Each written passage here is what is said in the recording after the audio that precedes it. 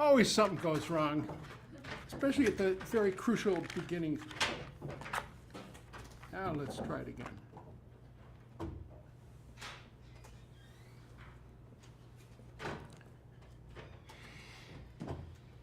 If I stood out in the rain night, my only light a candle, a million miles away, would you lay down your fire as I raised mine? Would you not kill again? And oh, when you're near me, oh my love, oh my joy, there's nothing ever to weary me, oh my darling one. I've been starting the programs with those words from Cindy Callett. Welcome to Community Church of Boston. And it's just great to see a bunch of people in the room, a bunch of new faces. I hope we get to know you a little bit during these couple hours that we get to spend together, and you get to know a little bit more about Community Church, because a lot of you I've never seen here before. And then there's a couple of the usual suspects whose smiling faces we always love to see. Light this candle in memory of Ross Gelbspan, the amazing climate author and scientist who connected the issue of climate with the issue of population, lived in Jamaica Plain many years, and is recently gone. We remember you, Ross Gelbspan. Also, a very personal note. My uncle, well, not my uncle, my mother's cousin, that's either a second cousin or first cousin once removed. I can never get the distinction between the two, but has passed. His name was Dr. Joe Brain, a professor at the Harvard School of Public Health. Wonderful, vibrant man, has a lovely family, his wife, Reverend Judy Brain, congregational minister, and his 3 kids and grandkids. We remember you, Joe Brain.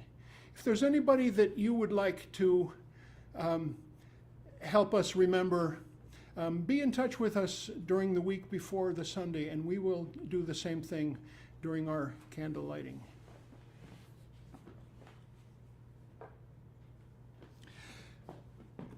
Last Sunday's music was an 11-year-old genius child prodigy classical piano player named Kingsley Chen, whose family moved to Boston so he could attend New England Conservatory.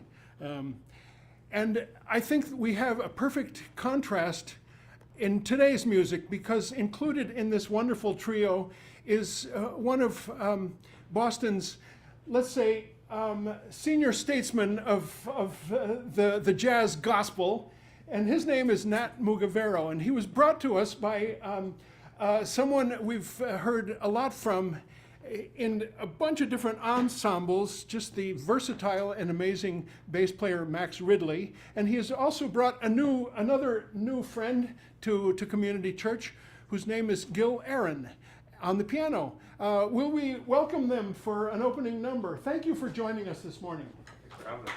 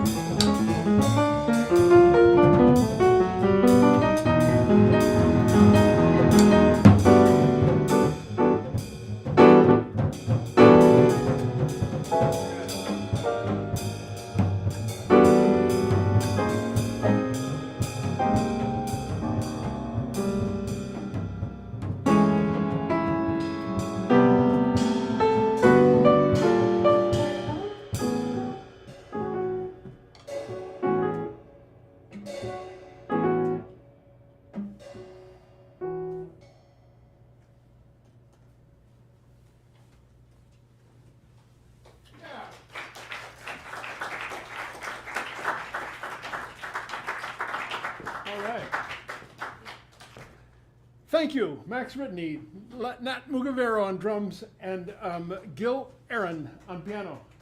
New friends, and old friends too. I wanted to read a couple of things to you. Let's see, which one shall I do first? I think I'll do the poem written by Eliza Gilkyson, a wonderful Southwestern songwriter, maybe about 10 years ago, but it could have been written right now. Once I had a home. I still have the key. I take it everywhere I go to prove that all I've said is so and all the world can see. The walls were painted blue, the front door carved by hand. And generations of my kin and strangers were all welcome in when they walked upon my land. Pray for us all and name us the fallen, faces forgotten, once I had a home. Olive trees once grew where mounds of rubble stand. A man can feel himself a king when water flows from well and spring, and peaceful is the land. Pray for us all and name us the fallen, faces forgotten, once I had a home. The stars shine down on bone and skin, on wire and walls that hold us in, on roads that can't lead home again. Pray for us all and name us the fallen, faces forgotten. Pray for the fallen, all the world watching. Pray for us all the world watching. Pray for us all. Eliza Gilkyson. I had this over here on display, and next to it was a ring of skeleton keys, kind of similar to the ones that Palestinians who lost their homes hold as a permanent reminder about where they lived and about the right of return. Imagine that. And then there was what I wrote this morning in complete, absolute indignation about what is happening right now. Dear President Biden, USA and other countries, based on flimsy evidence provided by Israel, cuts funding to UNRWA, the most vital organization in the provision at this desperately critical moment of life-saving food and medical aid to beleaguered Gazans. There were 12 workers out of a 13,000 UNRWA workforce. This is tantamount to my state, Massachusetts, cutting funding to its state police because 4 officers were found to take bribes to pass truck licensees' exams. And that's it really happened just last week, by the way. And maybe we should cut funding to the state police. Maybe that was a bad, especially the ones at the airport. It is a diversionary tactic to take the eyes off the ICJ's devastating decision against Israel, judging that country guilty of genocide. At the same time, a conference of thousands, including numerous Knesset members, meets to cheer on the notion of evicting all Gazans and annexing the territory for their own luxury seaside condo purposes. There is ecstatic dancing in the aisles. And meanwhile, President Biden, news comes of horrific, sadistic desecration of Palestinian grave sites in Gaza, grave sites overturned and trampled by tank tracks, headstones with Star of David graffiti. It's time to end the USA's cozy relationship with fascist apartheid Israel. Dean Stevens. We have the end of one newsletter, MECI's Story in Palestine with Mollie Ames. It's the last one on our old newsletter. And we have, well, this is just the draft of the new newsletter, and we're just really excited about it. It'll come out next week. Speakers include Trita Parsi, February 11th, a program about our own archives. Several of us are going to be doing some, what we call an archive dive into our 5th floor treasure trove of 104 years worth of history of this place. February 25th, the W.B. Du Bois Address. Chad Williams is Professor of African American History at Brandeis. March 3rd, a program about yoga. Kate Poussant Scarborough is a yoga instructor. Integration, Ethics, and Action, Yoga for Personal and Collective Change. March 10th, this is a wonderful thing I'm reading right now. Her name is Eva Mosley, and she's a longtime Boston, Cambridge peace activist, very active with Mass Peace Action, organizes a series of classical concerts, benefits for peace, and gathers all kinds of amazing classical musicians. Eva Mosley, Skirting History, Holocaust Refugee to Dissenting Citizen. She will be with us on March 10th. March 15th is a Friday. Lawrence Wilkerson, Colonel Lawrence Wilkerson, a retired U.S. Army colonel, served 31 years in the U.S. Army, special assistant to the chairman of the Joint Chiefs of Staff from 89 to 93, later served as Chief of Staff for Secretary of State Colin Powell from 2002 to 2005. March 17th, brand new booking just happened, and he's, I believe, among the top of our favorite presenters. He's been here several times. His name is Mazen Kumsia. He joins us from Bethlehem. Dr. Mazen Kumsia is the director of the Palestine Museum of Natural History, part of the Bethlehem University. Sort of part, but a separate entity. And you would think scientist, biologist, zoologist. That's his profession, but I see him as a prophet, just an incredible voice of the reality of Palestine and Palestinians. That's March 17th.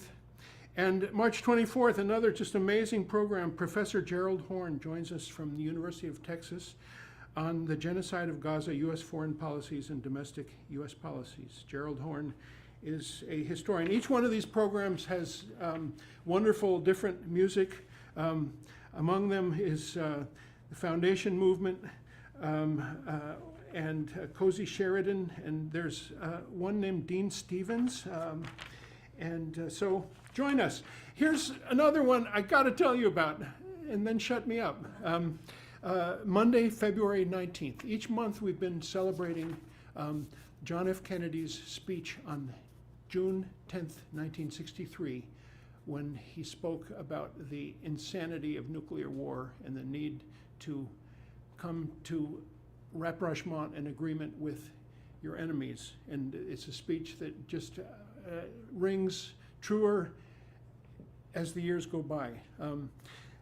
This month's speech is on February 19th. That's a Monday, and it's Dr. Helen Caldicott, who joins us, retired physician, and also the major force in the creation of international physicians for the prevention of nuclear war.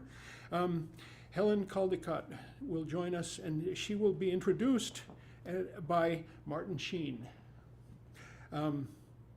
We also have our monthly Peña, brought to us by Encuentro Cinco, which is a part of community church.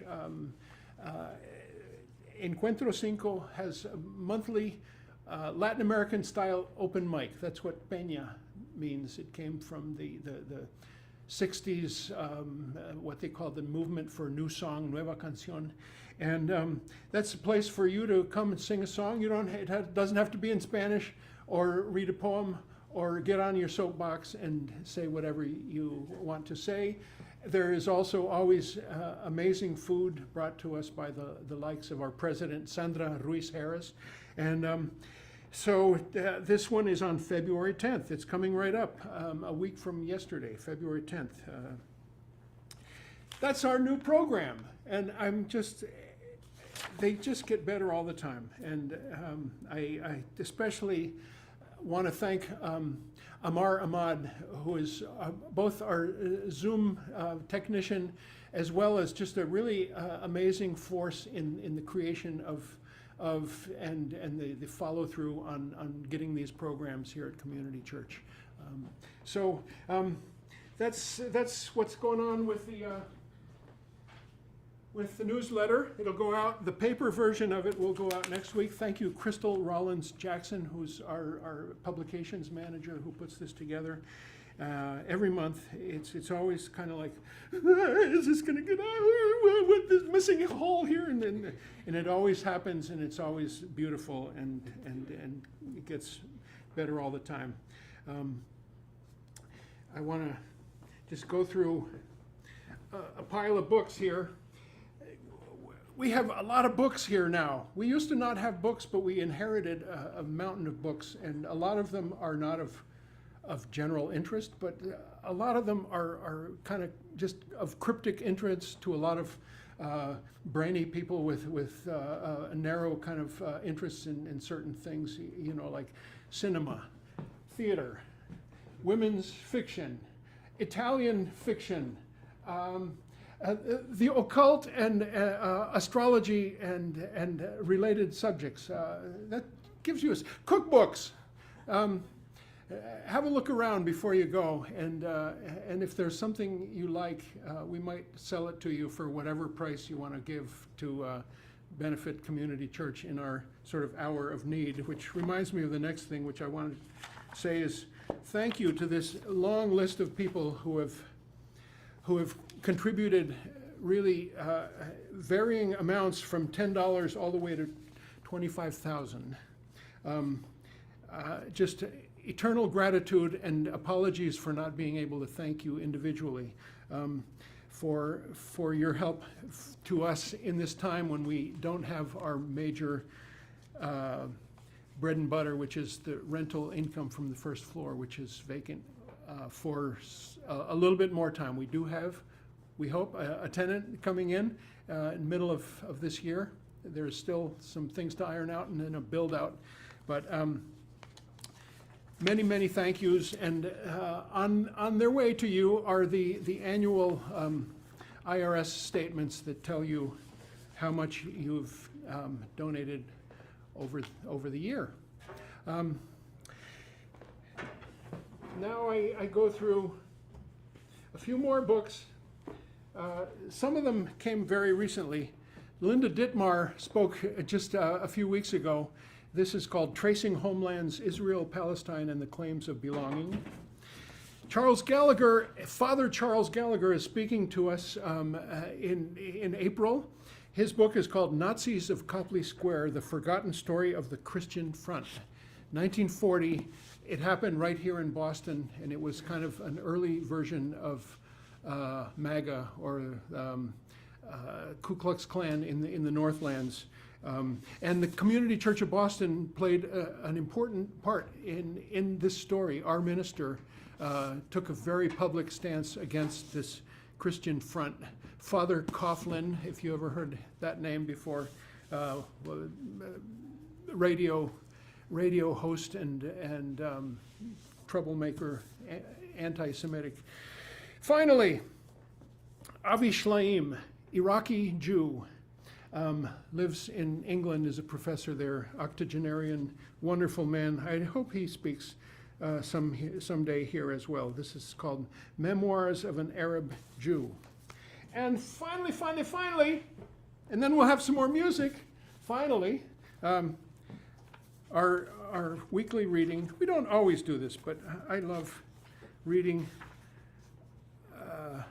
from Eduardo Galeano. They're very short. This is a book of days, which Children of the Days it's called, and it has a reading for every day of the year.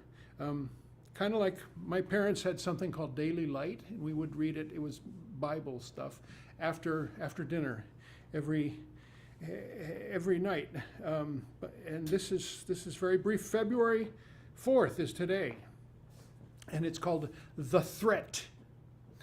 Her name was Juana Aguilar, but she was called Juana the Long for the scandalous size of her clitoris.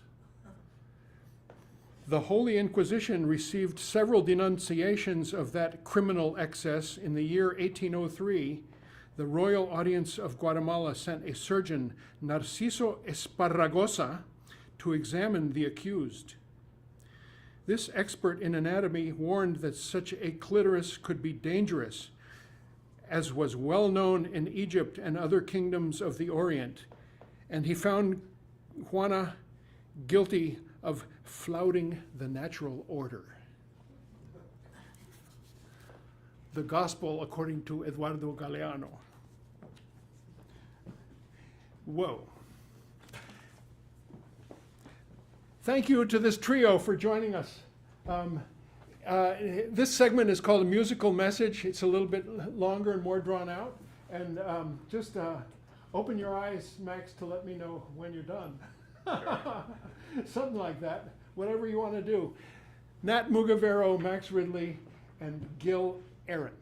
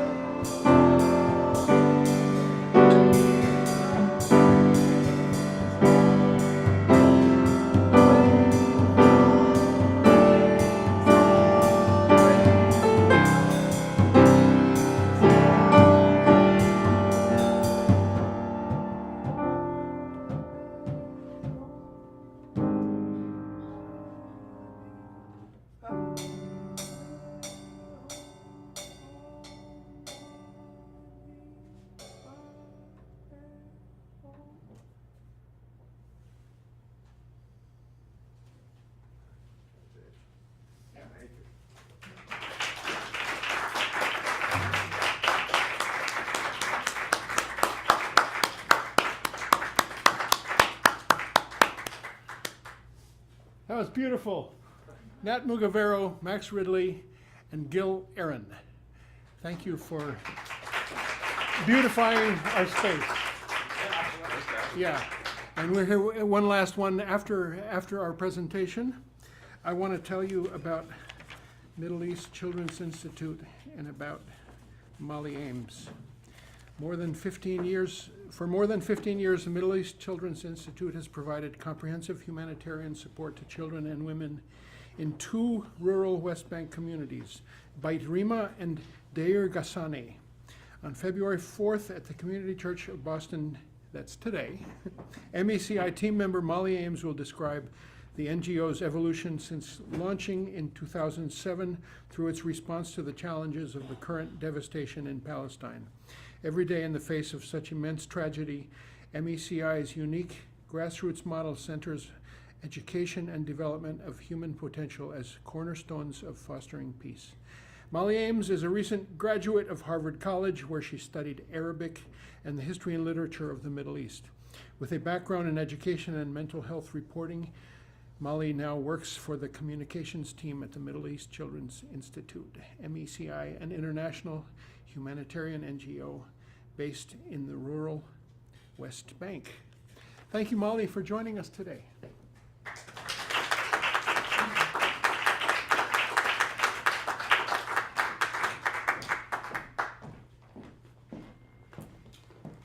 Hi, everybody. I'm going to go ahead and set up our slideshow here. But thank you so much for joining us. It's really such a pleasure to be here, and it means so much to us all to be able to tell you more about the work that we do at the Middle East Children's Institute, or MECI, as I'll be calling it.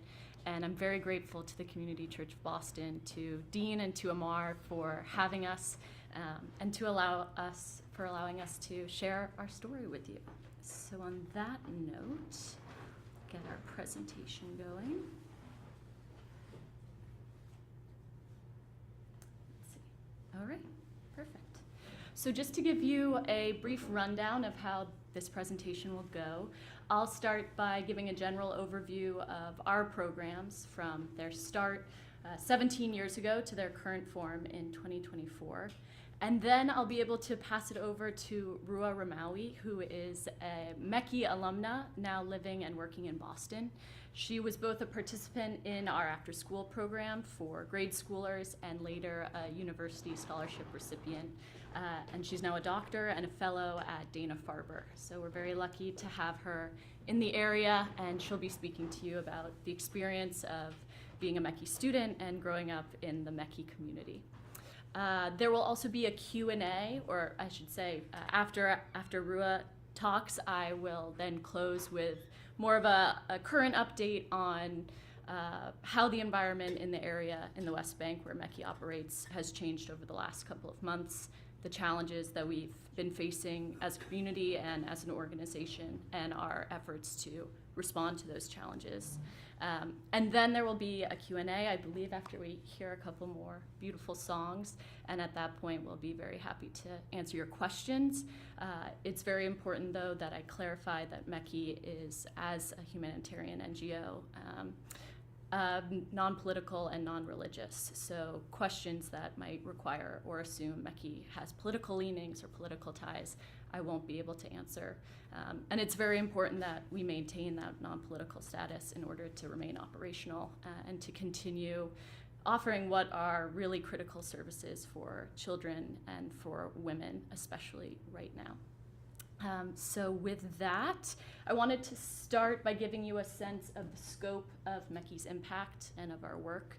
So in our last full school year, the 2022 to 2023 school year, we were able to reach over 1,200 students through our after-school program, which is our primary program. We serve students ages 6 through 18, and they came from 5 schools. And we're actually operating directly out of the schools themselves within the same buildings. So we are essentially offering a safe, stimulating environment where students can continue to stay physically after the end of the traditional school day. And what we saw from before we launched was that absenteeism was a huge issue. Students weren't attending school. That was around 10% of students, either because they were working or helping their families at home, or because around that time, 17 years ago, before we launched, it was 2005 and coming out of the second intifada, and there was a lot of fear around, getting to school and transportation and making that walk. In the next 10 years, when MECI was active, that rate dropped from 10 to 2%. What's really exciting about our work right now in 2024 is that we're in the midst of launching our after-school program in another school. So we'll be active in a 6th school in another nearby village. So that just means that the numbers you see here are projected to be even higher. Starting next month, we'll be reaching a couple hundred more students. We're also delivering thousands of healthy meals every day. We're delivering a healthy meal per day through the after-school program. And again, when we started, anemia was endemic in the school that we were operating in, affecting up to a quarter of the girls. And over the subsequent years, it continually dropped, and we've seen no cases. So the MECI model. What is unique about our work? For the last 17 years, MECI has centered the transformational power of education to promote hope in a rural, marginalized area of the West Bank. And that's for not only the students that are directly enrolled in our programs, but also, the wider community and their families. And that hope is hope that obviously, especially right now, is dwindling in a very serious way. Since the beginning, Our founder, Lola Nashashibi Grace, had the strong personal conviction that when there was hope in the Holy Land, that there could be hope throughout the rest of the world. And she had a vision to deliver a type of humanitarian aid, humanitarian development that was different from the approaches she was seeing at the time. It would be an approach that was grassroots and community-based, so in close, continuous contact with the people it served, and remaining in tune to their evolving and most pressing needs. And it would also be a holistic approach, so viewing and addressing those needs as comprehensively as part of a larger picture, as opposed to trying to target an issue at a time or trying to tick them off, one by one. She commissioned a study in 2004 with Columbia University to examine, the determinants of life and well-being for Palestinian children. And with those results, and also, looking into what NGOs in the area were doing at that time, she developed what we now call the MECI model, and it has 3 key components, or what we call pillars. They are youth education, women's empowerment, and community development. So from the children's education standpoint, the first and sort of crux, the core pillar, I've mentioned our after-school program, which becomes summer camp during the non-school months, and also our university scholarship program. The women's empowerment piece pillar involves educational and employment opportunities for women in the village, often mothers. And in terms of the community development pillar, that involves weekly community service projects that we run with the kids through the after-school program, as well as events and celebrations that we put on to bring the community together, and resources that we establish that we then make accessible to everyone. And I'm going to go more in depth into what each of these pillars looks like practically. But what I wanted to point out now, and what is really unique and really critical to the way that MECI works, is how the 3 pillars are interacting with each other to create a truly comprehensive and almost cyclical approach to care. And it's how MECI has used this approach to affect and to advance as many people as possible, as fully as possible, that sets us apart as an organization. So as opposed to being sort of an external entity that comes in, provides momentary relief or aid, we are a long-term partner, and we're not just trusted by the communities we work with, but we're actually built into them. We're a part of them. So who and where are these communities? After our founder, Lola, had looked into what are the most pressing needs, issues affecting Palestinian children, she also wanted to know, of course, where are they the most urgent within the West Bank, and where are they being unaddressed at that point? So where is there not other NGO activity? So she worked with the Ministry of Education, and they were able to pinpoint 10 potential schools where these programs would be needed, and she started doing interviews at the various schools. And it was ultimately a conversation that she had with a principal at an elementary girls' school in a village called Beit Rima that sort of made up her mind. She was asking these principals, what programs would you like to see? What would be most helpful? And the principal, Iman, said, to respond, to answer that question, I'm going to have to talk to the students, to the teachers, to the mothers and the parents. And so that was certainly an alignment in terms of the vision that Lola had to work very closely with the communities, and that sort of set us on the path for this initial program. We launched in 2007 at this elementary girls' school. These are just to give you a sense of where we are. We're now in 5 schools, or we have been in 5 schools, 2 girls' schools, including the original, and 3 boys' schools, and that's between Beit Rima, which I mentioned, and also Deir, which is a village right nearby. They're actually part of the same town, which is called Bani Zaid. And this 6th school that we're expanding to, you can see, is in Hofrain, which again is very proximate. And that the photo or the screenshot on the left shows where the schools are. So you can see they're very close to each other. And this is about, you can see Ramallah in the corner here, so we're northwest of Ramallah. And what's critical about where we are is that they're both remote, they're rural, and they're also exposed to Israeli settlements and to military operations. And so being so isolated, there can be a strong feeling of having been forgotten, especially by the international community.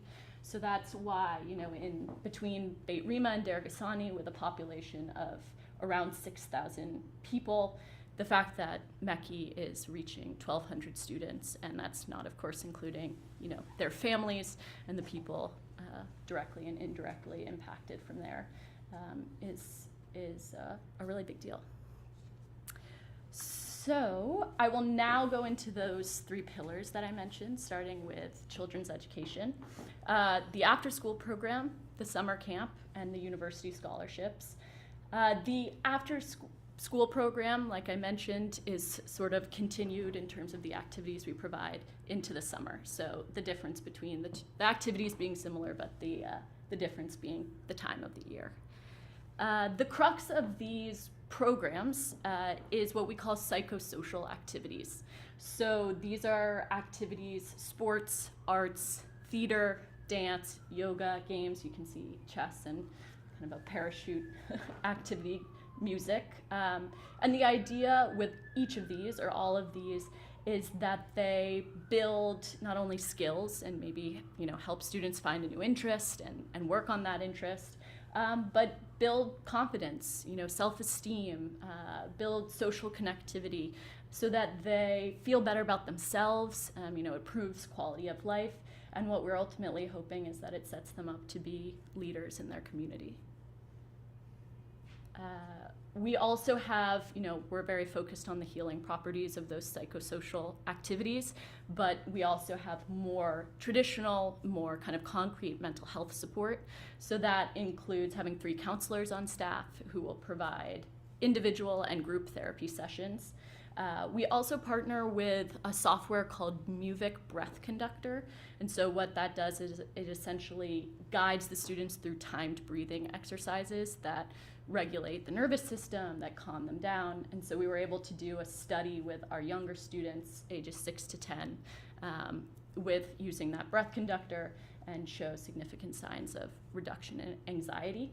And we're now implementing that study with the older age group, so adolescent students. We also have what we call the CCE, or the Conscious Communication and Expression curriculum, which was specifically designed for MECI. The idea being to basically build conflict resolution skills and to help students identify their own emotions, express those, talk to, practice active listening, hearing others express those emotions, which of course is critical in a high conflict and overwhelming area where you're living as a child. We also have a focus on sort of practical, technical skills, so that includes English courses, and also a growing focus on technology. We want to ensure that students have access to technology and also are building sort of digital literacy skills. So we've built a computer lab in one of the girls' schools. We're in the midst of trying to do the same in a boys' school, and we also established the first internet cafe in the region. So women's empowerment, the sort of crux of our women's empowerment pillar is a partnership that we have with the local women's association in Deir Ghassaneh. So MECI and the Women's Association happened to kind of come around at the same time. We're able to find each other, and flash forward, 17 years later, we're actually working out of the same building together.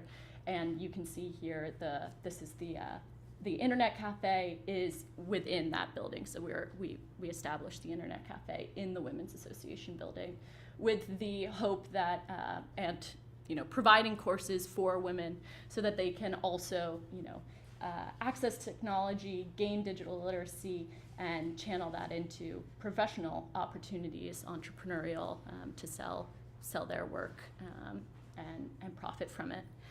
The other really crucial piece of our partnership with the Women's Association from the beginning is that the women are employed by MECI to make the healthy meal that's served every day in the after-school program. And so that's meant that we're employing them directly, and also it's led to other catering opportunities, food industry opportunities for the women, not just around locally, but in nearby cities, in schools, and for other events. So community development, hopefully the picture of how the pillars are kind of interacting is already coming to the fore. Certainly with the Healthy Foods program, we're employing women to serve and improve the health of the children. We're also using local resources, agricultural resources to make those meals. We also run weekly service activities with the kids through the after-school program. So that involves, opportunities to, improve environmental, decorative, cleaning projects for landmarks around the town, mosques, et cetera, and also working with, elderly people in the village, kind of bringing the community together in that way, and instilling the value of service at a young age. Another critical piece of our community development and our scholarship program, you can see two of our scholars here, is that the scholars come back and they volunteer in our summer peace camp. So they, if they have an expertise, you can see Osama in the middle was running, he's in medical school now, and he was running kind of a health awareness, medicine 101 course with the students over the summer. In terms of our scholarship program, we're reviewing applications actually right now for the next year, typically taking between 2 and 4 students. And the ways that we evaluate those applications include that they have to have been participating in the MECI after-school program for at least 3 years. They have to have demonstrated socioeconomic needs, so we want to make sure that that our scholarships are really helping those who need it most. They need to have favorable recommendations from teachers or facilitators. They need to be proficient in English, written and spoken, and to have scored over a 90 on the Tawjihi, which is the kind of end of high school exam. And also really critical to the scholarship program, and also of course to the ways that they end up giving back to the community, is they have to have demonstrated leadership skills in the community. One final piece before I pass it on to Rua. In certain years, we've had focus on areas of interest or of study. So depending on needs in wider Palestine. So need for psychologists, we've focused on students who want to pursue psychology or computer science, et cetera. For this upcoming year, those, we don't have any restrictions to the scholarships that we might accept. But I will turn it over to Rua now, who is one of our wonderful scholars, and she can tell you more about her experience. I'll let her press play on this video when she's ready, and thank you so much.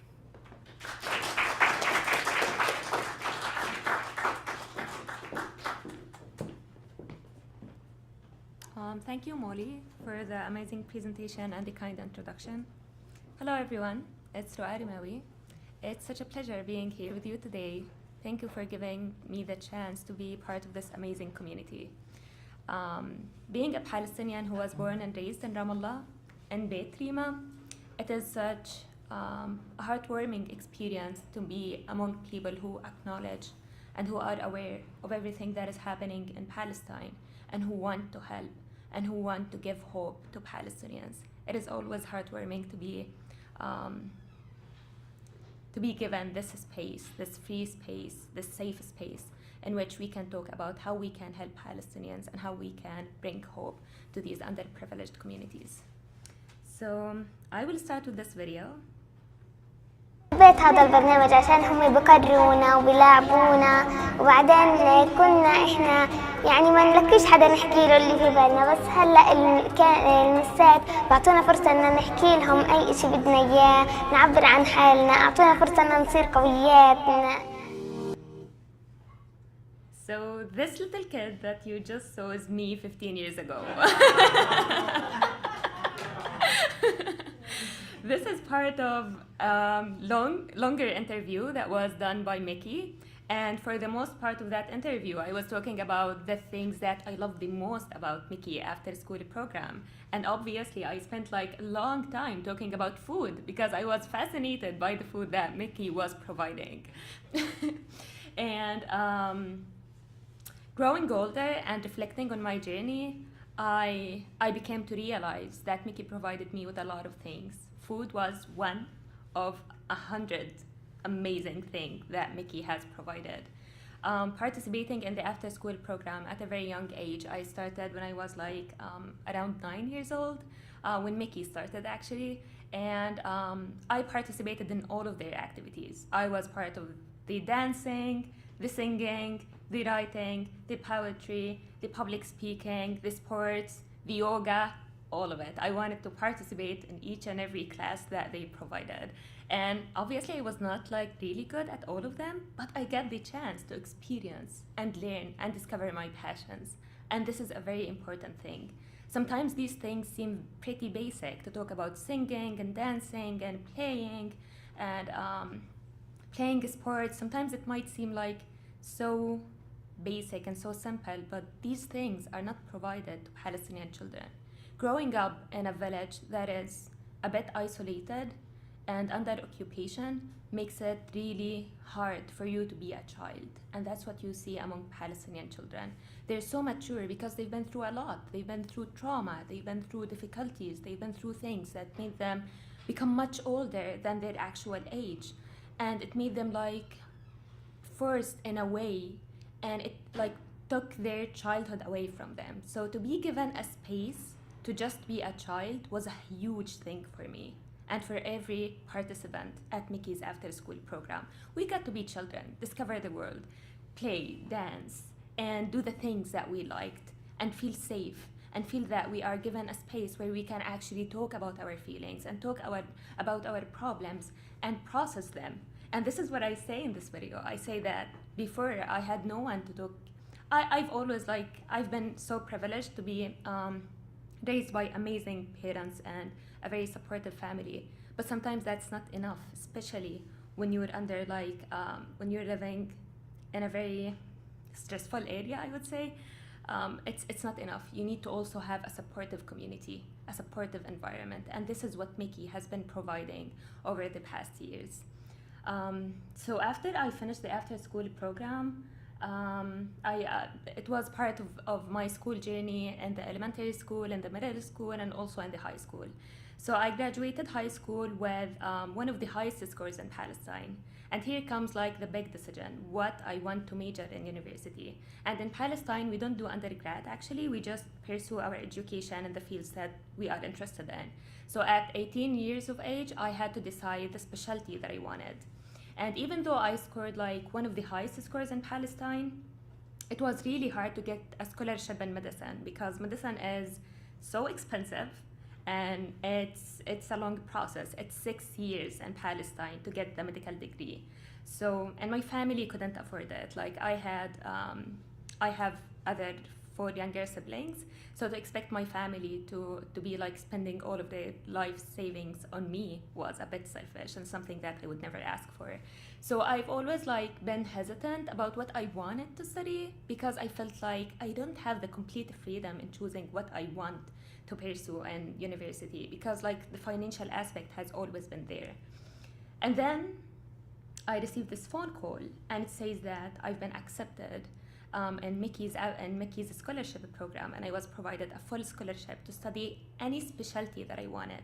And for the first time, I had the option to actually think about what I want to do in this life and what I want to study, and to make the choice without considering like the financial aspect of it. And this is when I decided that I want to become a doctor. And I decided this because for me, the thing that made me, it always like brought me satisfaction and reward is just helping others. And looking at the medical healthcare system in Palestine, I could see that this is a field in which I can contribute and help a lot of people. So I went to med school. I graduated med school in 2022. And then I applied to work as a postdoctoral fellow at Dana-Farber Cancer Institute, and I started like 3 months ago. So now I'm doing research that is focused on oncology and cancer care in the Middle East and North Africa. And we're trying like to understand how, like the reasons behind the high prevalence of cancer in this region and how we can reduce this burden. So that's my story, and I'm here like to tell you this personal story just to bring it to your attention of how important this program is. It's not just a bunch of activities, and it's not just an organization that provides scholarships and fees. It's a family. I do feel like a member in a family and a community.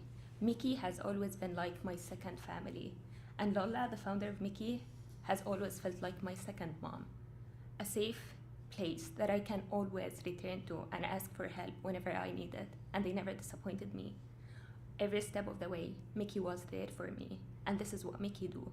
It just provides this love, support, encouragement, and hope to these children who desperately need to feel loved, to feel appreciated, to feel respected, and to feel like a part of supportive and caring community in which justice and humanity prevails.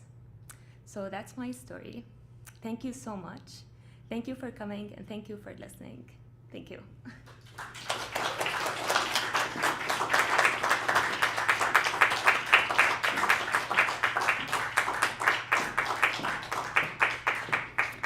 Thank you so much, Rua.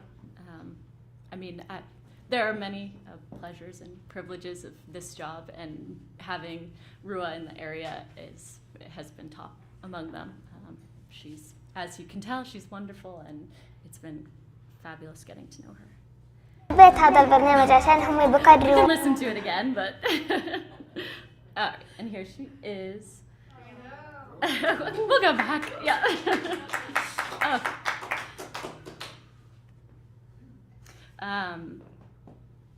So I'll talk a little bit more now about what's going on in the area where MECI operates right now and how things have been changing. Obviously, and for very good reason, the bulk of media attention, I would say, or attention in general, has been to the devastation in Gaza. But the humanitarian situation in the West Bank has also been deteriorating in a very serious way. And with less attention and with less coverage comes fewer protections as this situation continues to escalate. Since October 7th, nearly 373, according to the United Nations, Palestinians in the West Bank have been killed, and nearly 100, and around 94 of them were children. One of these children, Saeed Ramawi, was a student in one of the MECI schools. The incident is actually captured on video. You can see he's outside with a group of friends when the shooting starts. They disperse, and Saeed and another friend come back to help a friend who is injured, and in the process are shot themselves. There's an ongoing, or we understand there's an investigation going in, by Beit, the Israeli human rights group. So we're hopeful for, whatever answers they can provide. But there's no apparent reason from the video or otherwise, of course, that this should have happened, for countless reasons. And thankfully, the other two boys survived, but they're 2 of 4,000 who have been injured in the last couple of months. Other huge issues that the community and that MECI staff are facing include increase in arrests in the West Bank and mobility restrictions. So the checkpoint closures are becoming more frequent and they're lasting for longer. And aggressive or violent encounters at these gates is also becoming more frequent. For MECI, like I said, this is obviously impacting the community, and it's impacting MECI staff and their ability to do their work. Specifically, the mobility issues, it's delaying their work and their ability to get to work, and it's also an added economic stressor because they have to take longer routes to get to where they need to go. They're also witnessing violence, including shootings. From the economic perspective, it's the cumulative impact of the last couple of months is devastating and continues to get worse. There are thousands of Palestinians who no longer have permits to work in Israel and to do their jobs there. There are Palestinians who work for the government and aren't being paid because Israel is withholding taxes. It normally transfers to the Palestinian Authority, and in turn, the Palestinian, the government is not paying their employees, including teachers. Families with this amount of joblessness, families can't afford basic needs. That's medicine, food. I was talking to our program director, Salah Dorkhmeh, who was telling me that it's very visible, these changes. He's seeing more people begging on the street. He's seeing people trying to sell their personal belongings to make money. And so with that, and in light of all this tragedy, MECI's major focus is making sure that our programs continue to run. We know that it's an extremely important resource for children and for their families, and we know that now more than ever because our participation in our programs has jumped from around 70 to 80% to 93%. And that's particularly among the older students who are attending at record-breaking rates. So our assumption is that parents want to know that their students after school are in a safe space with everything that's going on. Our staff also has sort of an emergency plan in place, so that includes training staff in first aid protocol. It includes determining alternative gathering spaces so that if schools are closed, the program can continue to run. And it also involves a flexibility in schedule, so being prepared to shift our programs from the afternoon to the morning if schools aren't running. That's something, unfortunately, we have experience with. About exactly a year ago, there was a teacher's strike, and so in order to maintain routines and ensure that children were going to school at their regular patterns, MECI shifted its program to the morning hours and sort of facilitated the students doing their homework to sort of maintain that consistency. And the other thing that's on the horizon, as I've mentioned, is this expansion to our 6th school. We're really focused on trying to bring these services to as many children as we can. We're in the process of hiring staff for that 6th school, and in acquiring the materials that we'll need to get things up and running, hopefully by the end of the month. So with that, how you can help. We would love your support for our organization. One thing that we'd like to specify today, it's $3,500 to support a scholar's education for a year.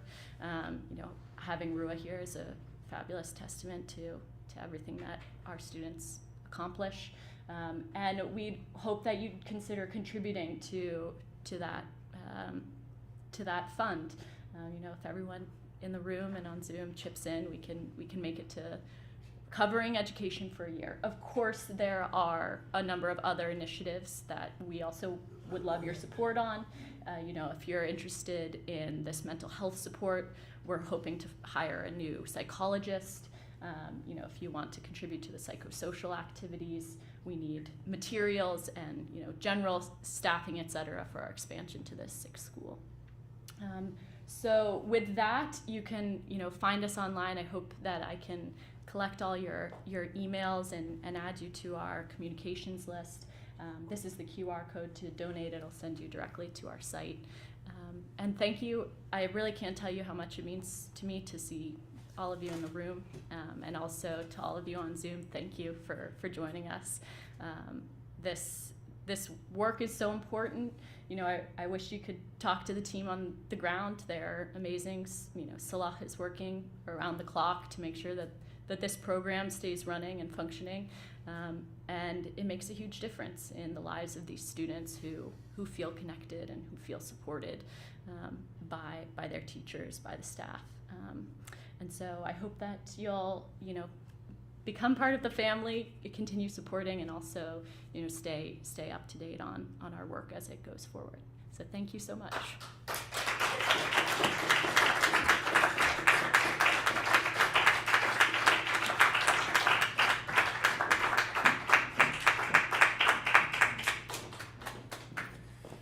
My goodness, thank you, Mollie and Rua, for being with us this morning. And I look forward to the conversation we will have after we hear once more from our magnificent trio of new friends. Well, not Max. We've known him in a whole bunch of different ensembles. But one of them is temporarily indisposed. Is that right? Shall we wait till We he gets don't back? need him anyway. Well, I mean, I could take up plenty of time talking about lots of things. Well, I will. I'll talk about a couple of things. MECI needs your support, and we've given you the way that you can contribute to their amazing work. We also need your support, and we will give you the tools with which you can do that. Number one is a cash a collection basket that is there as you walk out. There's also a clipboard that has the way that you can give us your mailing list, and we'll let you know about upcoming events. There's also a membership book back there if you are interested in becoming more involved with what we do and having a hand and a voice in our leadership, our decisions about this building, our decisions about programming. Become a member. In a year, we'll rope you in to be on the board.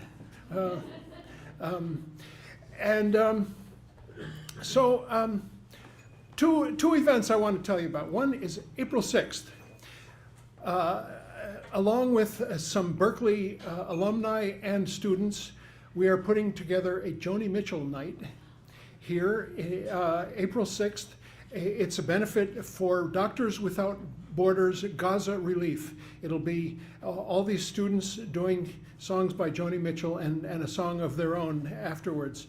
And there'll be several other people of the community and other musicians who will also contribute to this April 6th event. There's also May 24th, that is my 70th birthday, and we're going to have a benefit concert right here in this room for Community Church of Boston, Dean Stevens and friends. I hope you will join us for that, either physically here or online on Zoom or YouTube, or maybe some other platforms by then as well. We're steadily trying to figure out how to improve our broadcast and do this with more elegance, grace, and style. Max Ridley, Nat Mugavero, and Gil Aaron, thank you for being with us, and join us for one more selection. Yeah. Thanks, Dean.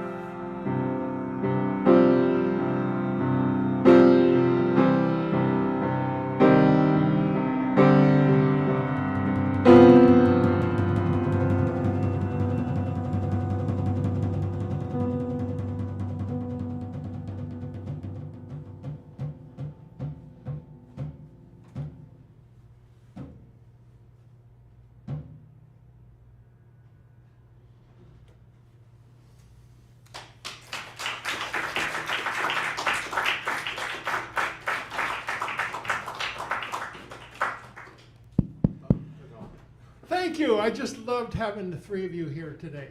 Nat Mugavero came down all the way from Lawrence and met Max, who came from Jamaica Plain, to meet him halfway and bring him the rest of the way. Max Ridley on bass has been here with an incredible variety of different ensembles. And finally, Gil Aaron, who I believe is sort of a big-time simpatico organization called the Lily Pad, where he is, like me, the music director and fake minister, right? Something like that. That's Gil Aaron. Check out the Lily Pad, amazing, long-standing institution of jazz in the city of Boston. Thanks you to all three of you, and we hope to see you again soon. Yeah. Hey, I want to start this conversation by pointing out two images. The first one is this. I want to put it in front of the camera so people can see it really well.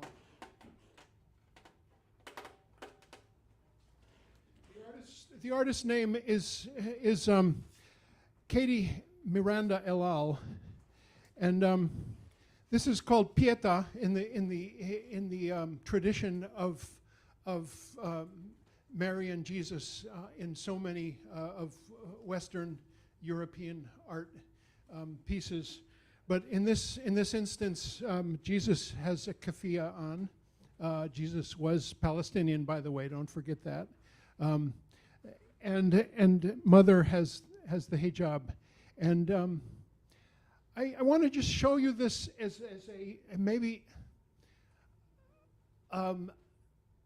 expression that this could be a key moment in a move forward in the Middle East.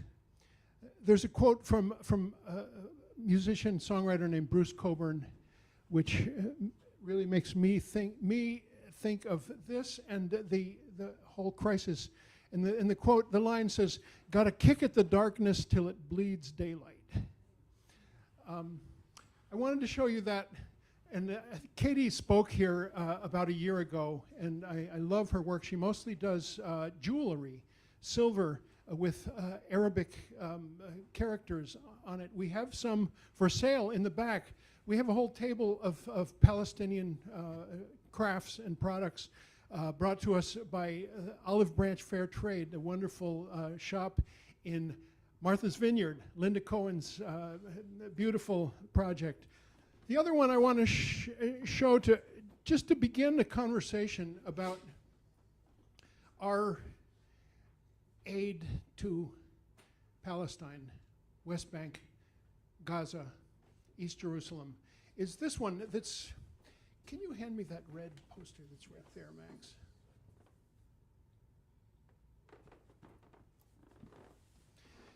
This is a poster from our 2022 Sacco and Vanzetti Award ceremony.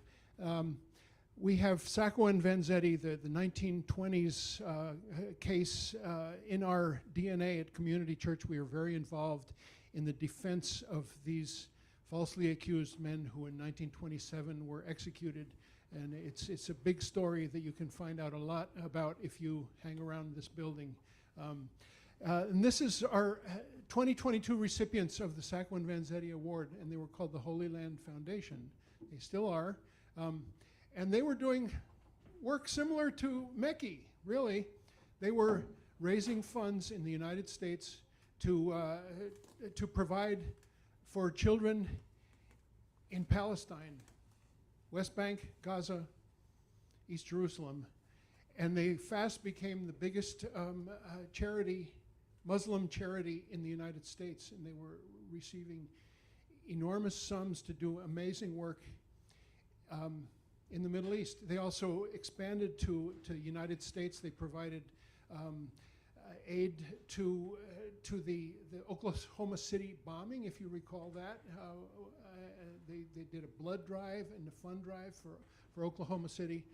Then came September 11th, 2001, and suddenly they were branded as terrorists, and their foundation was closed down, and the FBI came looking for them at 6 o'clock in the morning and in front of their families before the families had been able to properly dress. They were taken away and arrested. There were 2 trials. The first one was a hung jury, and they were free for a while, and then the government decided to retry them and used different kind of evidence with a lot more blood and guts and a different kind of selection of a jury, and found them guilty, and 3 of them are still in prison serving 65-year sentences. And, we heard from their family, and I just think about these men who we are in correspondence with. They're part of our group that's called Members Behind Bars, and we also sell some of Shukri's beautiful beads that he makes out of bread, prayer beads that are called masbaha. Did I say that word right? I have to show you them. They're in the back there. They're just beautifully painted beads that Shukri Abu Bakr, one of them, makes. And I just got to thinking about how fine a line it is with the Israeli government trying to dehumanize, delegitimize, brand as terrorists Palestinians. How fine a line it is between the work that MECI does and the work that Holy Land Foundation does. And it's just a question that I want to pose to Mollie. I mean, there's groups here that do magnificent work, and I think it's about being positive, and like One for Three is the one that I think of that's quite a successful organization that raises funds for Aida refugee camp near Bethlehem, and does work on water projects and similar work on children's activities and promotion and resources. And but it's such a fine line, and I just wanted Rua and Mollie to comment about that, and I'm sure that it's kind of tricky, because you have to be careful with your words in a way, you know. And I, as a director of this lefty church, can say anything I want and not suffer any consequences. At least so far, I don't know. If I'm on a university campus, I can't say anything I want. I'm a professor. I'll get censored, or I'll get fired, or I'll get, if I'm about to receive a prestigious award, if I'm an author, I will get censored, and maybe the award will be withdrawn. If I'm an artist, a Palestinian artist who is just about to receive a big lifetime achievement, maybe my lifetime achievement gallery exposition will be canceled. It's really just a incredible muzzling that is happening. And I just hope that we here in this little room are a still small voice, to quote the Bible, I believe, in trying to speak truth about Palestine and the Middle East. Mollie and Rua, would you like to come up here and we can have a talk with folks? And I don't know if anything in response to what I just commented, but it's up to you. It's just so great to have you, and thank you. Well, thank you so much for having us again. Yes, definitely, and I think your points about the Holy Land Foundation come back to the kind of disclaimer I made at the beginning around MECI being non-political, and there's a lot of concern around any kind of misconstruing of that fact, because it can lead to, the operations being shut down, or the people who work there being, being put in danger or put at risk. So that's, why I started off the talk saying that, and I appreciate your bringing it up, because we don't want to, put ourselves in any position where we would be viewed as being anything other than what we are, which is a humanitarian organization focused on serving the needs of Can you speak more into the microphone? Oh, yeah, sure. Should I start over? No. Okay. Do you have anything you want to add, Rua? Oh, I think you could hear me, but I'll speak louder next time. Okay, great. I just want to echo what Mollie said, because like the sustainability of MECI is very important, so we need to be like very cautious. Unfortunately, this is so unfortunate that helping children getting education and getting humanitarian aid could be labeled as terrorism. Like, what a messed up world that we have created. That's my only comment, I guess. Thanks. Any questions? Yes, we have Ellen. I want to give her a hug to start with. This is my longtime friend who I have not seen in a long time. I'm actually not here because I'm Dean's friend. I'm here because I'm a fairly long time donor to MECI's Scholarship Fund. And I was so excited that I would get to hear and meet Rua. And I just want to say, in this sorry world, it really feels good to know that I'm making a difference, even if it's just to one person, but I know that supporting the MECI program has much broader impact. And what more can we do than help children in that difficult part of the world? So I'm just here to encourage you to do what you can to support MECI. Thank you so much, Ellen. It was a pleasure to meet you earlier this summer, and wonderful to see you again. And I mean, I think the extension of the MECI family into the U.S. is really exciting, and we feel very lucky to have your support. Yeah, and I just want to thank you as well. And in every report that I submitted to MECI, I always made sure to tell Lola and ask her to thank each and every single donor who contributed. So the fact that I can say thank you to you now in person, that's a huge thing for me. It's really huge. And the fact that you mentioned that helping, if only one person, is a great chance to change the world, I couldn't agree with this more. Because I do believe that if it wasn't for MECI, I would have never been able to be standing here in front of you today. So every patient that I get to treat, every child that I get to help, every region that I get to help with my research, it's because of you. And this is like the butterfly effect that we're all trying to achieve. We're all trying to accomplish. Helping one child could actually change the world. And this is MECI's vision. This is MECI's goal. So we are changing the world. Thank you. Yes, welcome. Thank you. Is it okay? Great. Nice to meet you both. Thank you so much for your work.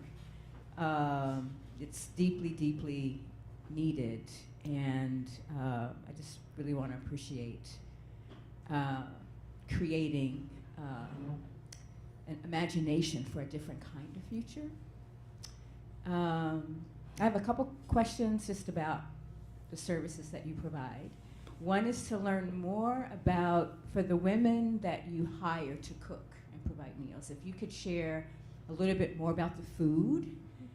Are you working with the food, the resource? Are you working with farmers, and say more about who maybe the local farmers that you're working with, if that's who you're working with to provide the source of the food for the meals? And the other question is around, you talked about the criteria for participation. And I'm wondering, for kids that don't necessarily meet the criteria right now, are you aware of supports that could prepare them to be, to meet criteria for participating in an amazing program like this? Because I would imagine that there are a lot of barriers for and a need there as well for kids and children and young people, maybe teens who may need support in getting there. Thank you. Do So in terms of, I'll start with the women's empowerment program and the catering. So yes, the food that we're using is locally sourced. Rua, having eaten the meals, maybe can tell you more about what exactly they look like.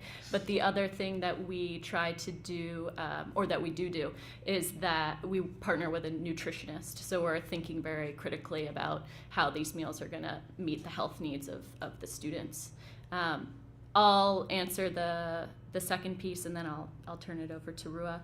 A very good point in terms of the criteria, and obviously we want to help get as many students as want to go to university there. Those are our criteria for the moment, but dependent on our ability to expand funds and reach more students, we want to offer that opportunity to as many people as possible.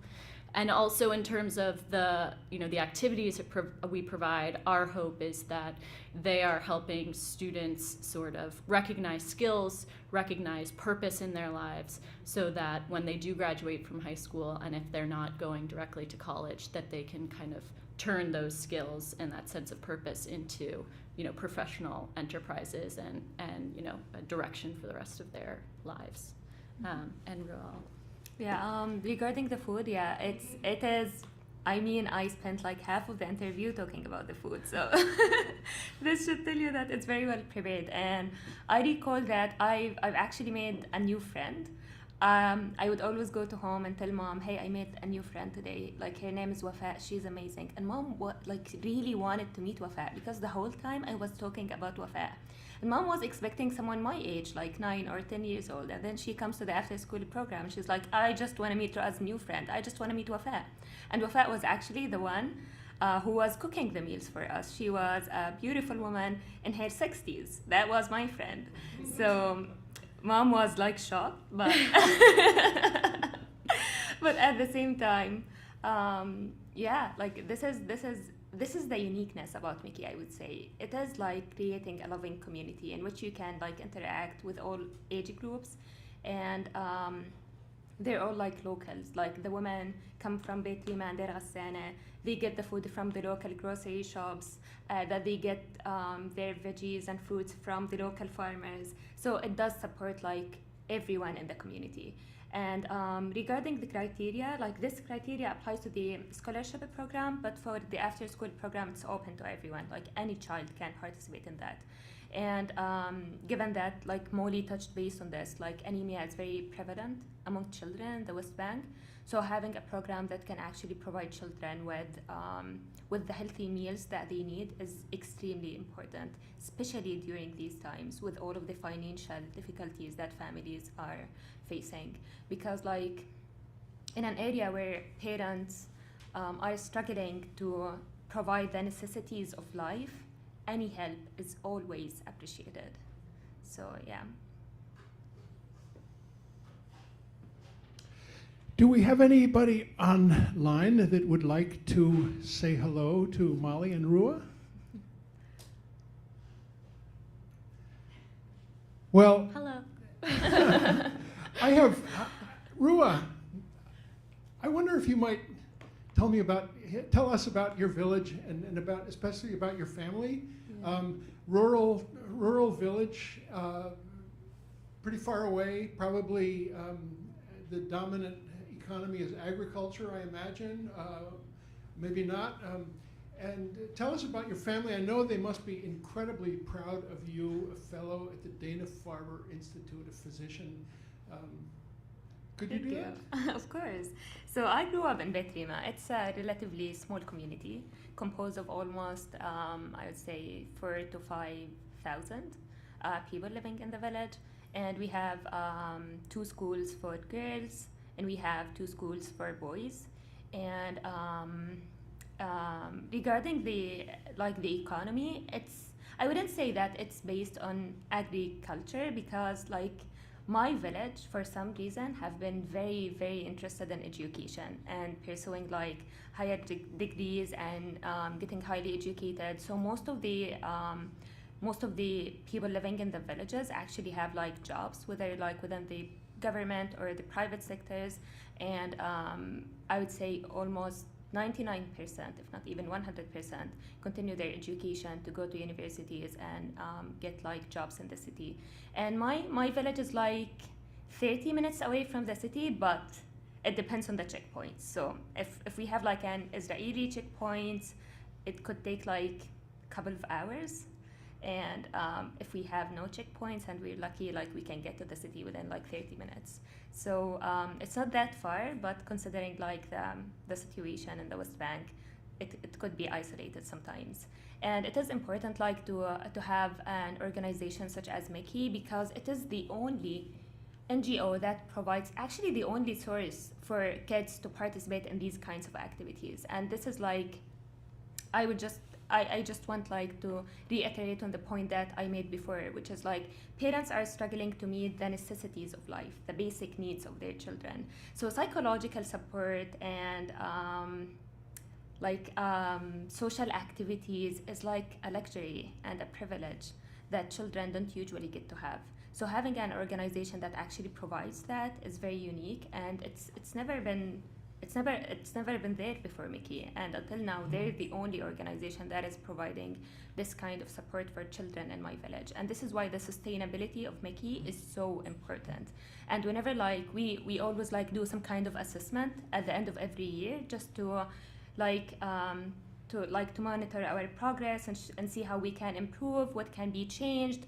And always like the main concern from the locals is the sustainability of MECI. They're always like, we just want this program to keep on continuing and spreading and expanding. We are so afraid that it will stop one day. So yeah, that's my village. And about my family, my mom is a teacher. My dad works, he's a governmental employee. He works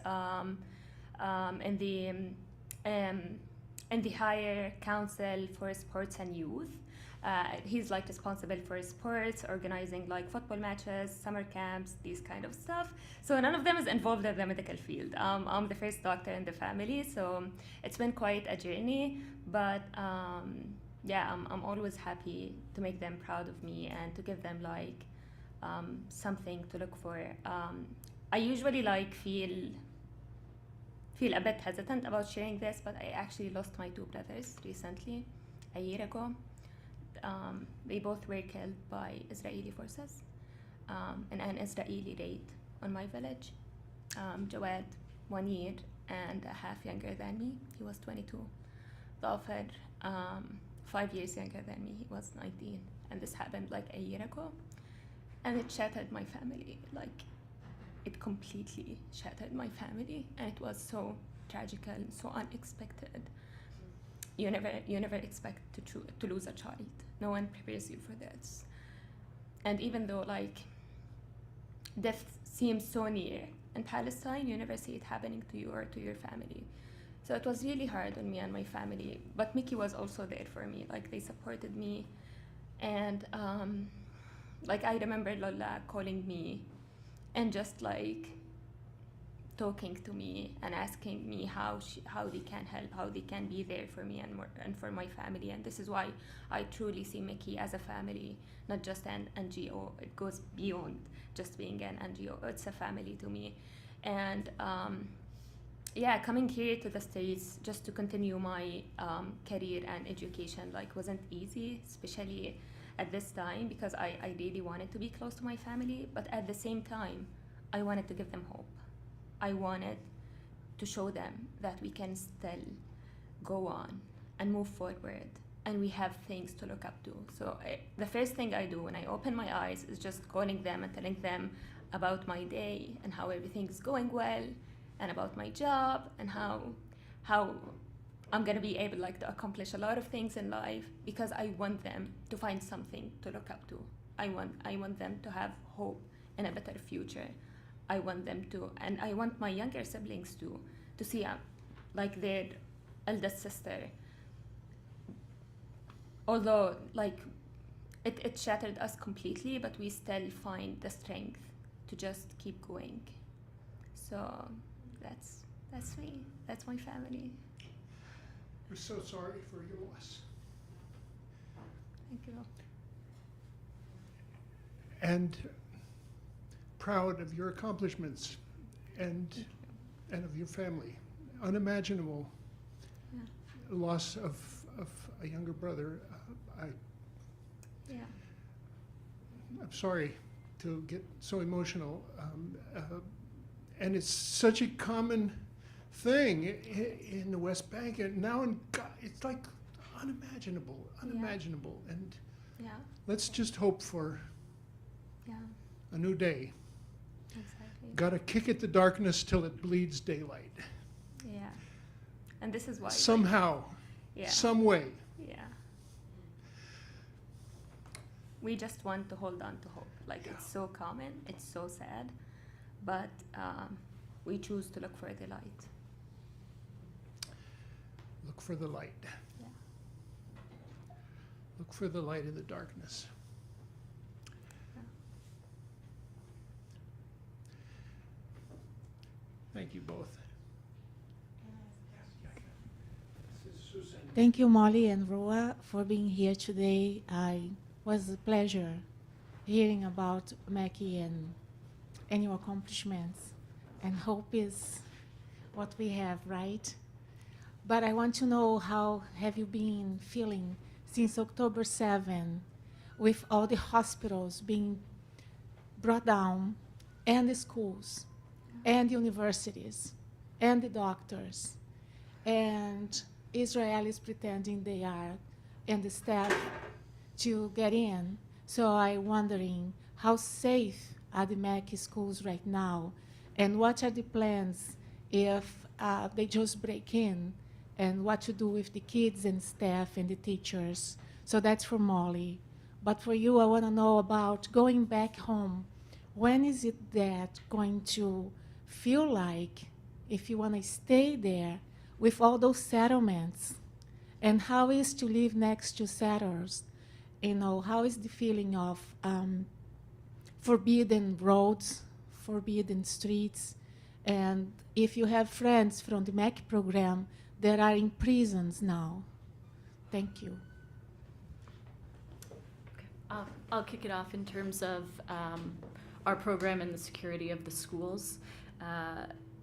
As the schools have been able to remain open. Two in particular have been less stable, and actually not for direct security concerns, but related to the issue I was talking about, where government employees aren't receiving their salaries. That goes for teachers. And so if the teachers, can't put gas in their car and they don't live directly in the village, then they don't have access to get to the schools. So those are the major issues in terms of school closures that we've been looking at recently. And in those scenarios, MECI is prepared to shift our hours so that we can be with the kids, if we can be in the buildings.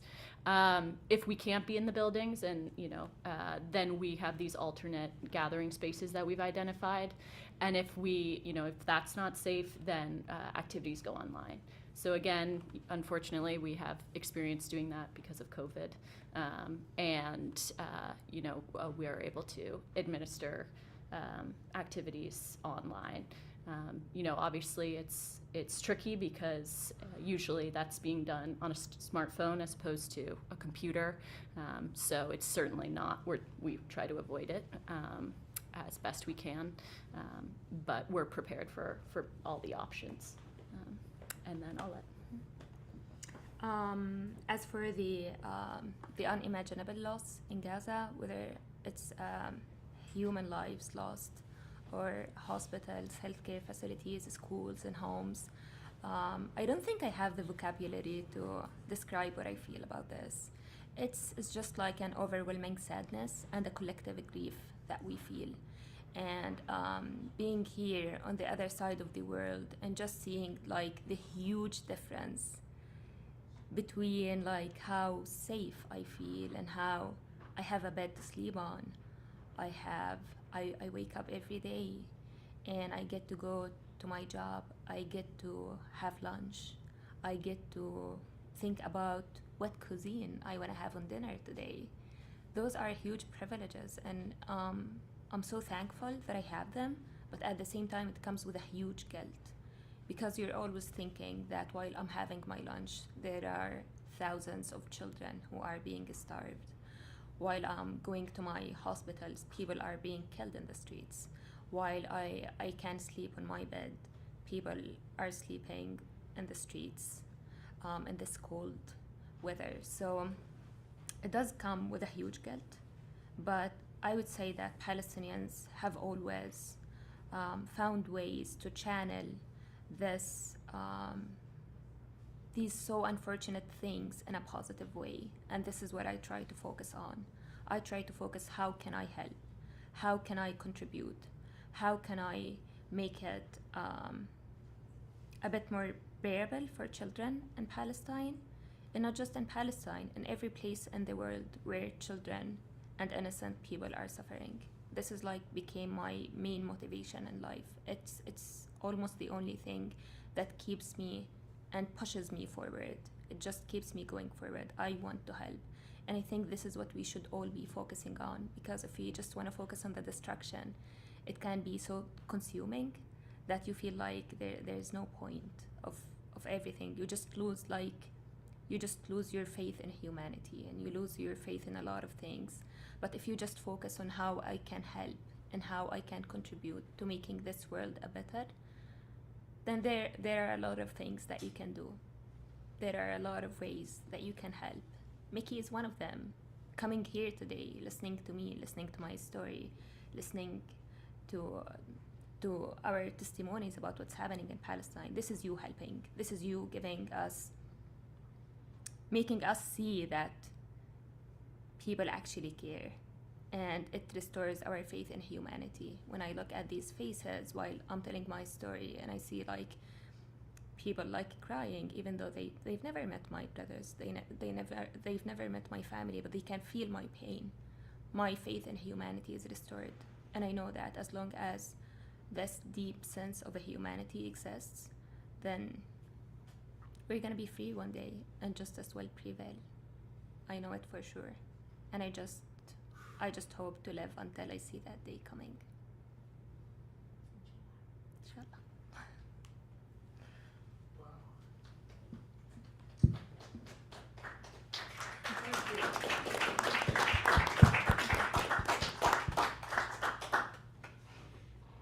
That might be a good moment to say thank you to both of you. Thank you.